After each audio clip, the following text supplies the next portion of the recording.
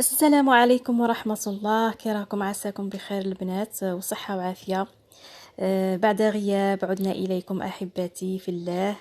إن شاء الله تكون هذه العودة موفقة ومباركة. نقول للناس اللي راهم يشوفوا فيا لأول مرة، نقول لكم أنا أم رزان وأنا صاحبة هذه القناة.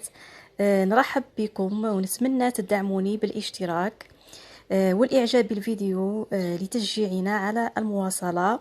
أهلا وسهلا بكم جميعا أخواتي. في فيديو اليوم جبت لكم طريقة سهلة للبانكيك. هذا البانكيك حضرته بالكاكاو. طريقة سهلة راح تجربيها وتعتمديها لأنها بنينة بزاف وكذلك بريزونطابل. إذا نبداو على بركة الله. وقبل ما نبداو البنات نصلوا ونسلموا على النبي عليه الصلاة والسلام. في وصفة اليوم نحتاج إلى كأس تاع طحين مغربل، كأس تاع حليب دافئ، نحتاج إلى ملعقتين تاع زيت، نحتاج إلى بيضة، نحتاج إلى مغرف كبيرة تاع كاكاو، نحتاج إلى ملعقة صغيرة تاع لافاني، رشة تاع ملح، وملعقتين صغيرتين تاع خميرة الحلوى أو بيكينغ باودر، نحتاج إلى ملعقتين كبيرة تاع سكر. إذا نبداو بسم الله على بركة الله. نحطوا الحليب الدافئ، نحطوا معاه السكر باش يذوب، السكر العادي، نديروا معاه الرشه تاع الملح، ونديروا معاه لافاني، يعني لافاني اختياريه، تنجمي تستغني عليها لانك تستعمل الكاكاو، بنه الكاكاو يعني تكفي. نخلطوا مليح هاد المقادير ونزيدوا لهم البيضه.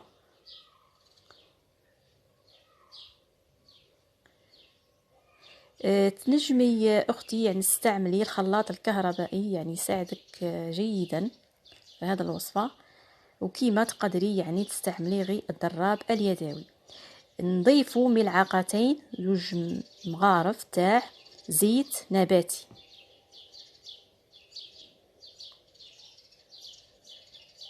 يعني انا استعملت هذه الكميه القليله، يعني كاس، تنجمي تضاعفي الكميه. نخلط مليح هاد السوائل، ومن بعد نغربل الفارينه، الطحين الابيض نغربله، ونضيف له ملعقتين صغيرتين تاع الخميره الكيميائيه.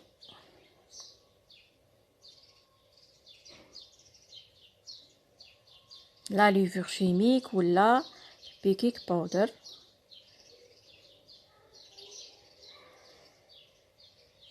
ونضيفهم للخليط، ونضيف الملعقه تاع الكاكاو، هي تاني نغربلها، ونخلط هذا المزيج حتى يعني نحصل على خليط متجانس. نخليه يرتاح مدة قليلة، يعني 5 دقائق فقط، ونطيبه على نار هادئة جدا، يعني كيما نطيبوا البغرير.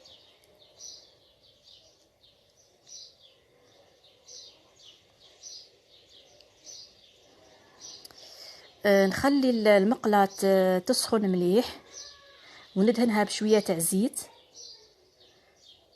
ومن بعد نقص عليها، يعني الى الاخر نقص عليها مليح، نار هادئة، ونضيف يعني ملعقة تاع الخليط، ونطيبه من التحت، ومن بعد نقلبه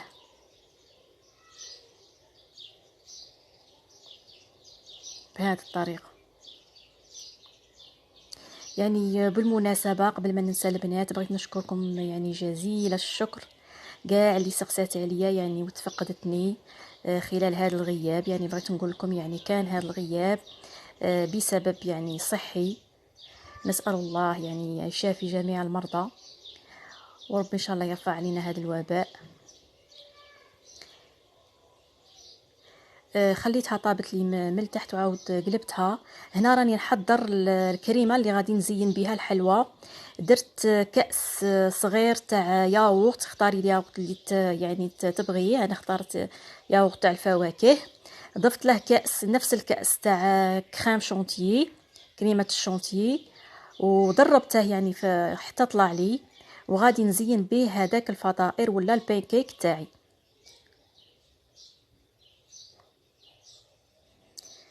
البانكيك طاب لي البنات بهذه الطريقه كما راكم تشوفوا، يعني تماما مثل البغرير. هنا غادي نزينه، والتزيين يبقى اختياري، يعني انت زيني بالطريقه اللي تعجبك. يعني انا الاولاد يبغوا هذه الطريقه. يعني كنت حضرت يعني قليل من التفاح، يعني طيبته في شويه تاع سكر ونجمه الارض، يعني حتى تعسل لي بهذه الطريقه. وانت اختاري اي فاكهه يعني وزيني بها هاد البانكيك تاعك. يعني انا عطيتكم طريقه يعني فكره، اذا عجباتك طبقيها، واذا ما عجباتكش يعني ديري الفكره اللي تعجبك بهذه الطريقه. وصدقوني البنات، اذا جربتي هذه الوصفه تاع البانكيك راح تعتمديها ولن تستغني عنها بعد اليوم. يعني وقدمتها بالفواكه بهذه الطريقه، يعني وجا ما شاء الله. نتمنى البنات انكم تجربوا الوصفه وتكتبوا لي في التعاليق اذا نجحتوا فيها. نتمنى لكم السعاده في الدنيا والاخره.